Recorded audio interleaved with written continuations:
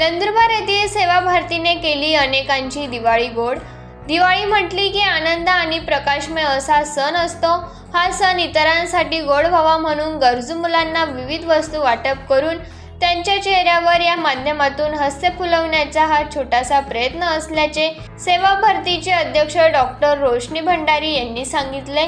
नंदुरबार येथील सेवा भारती देवगिरी प्रांतर्गत जिल्ह्यातील ज्या गरीब वस्त्या आहेत तिथल्या विद्यार्थ्यांना रोजच्या 2 तास ट्यूशन क्लास, महिलांसाठी शिवणकाम असे उपक्रम सेवा भारती नियमित राबवत आहे। गरिबांची दिवाळी गोड व्हावी या उपक्रमाअंतर्गत मुलांना फटाके, मिठाई, त्यांच्या आईसाठी साड्या वाटप करण्यात आले।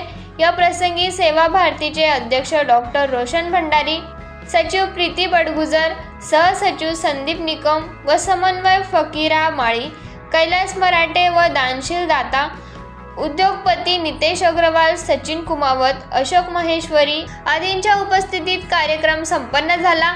आज परदेशीपुरा भिलाटीचे बालक, नवापूर चौफुलीवरील वस्तीत गरीब बालक व बालिका मिठाई व फटाकडे वाटप करण्यात आले।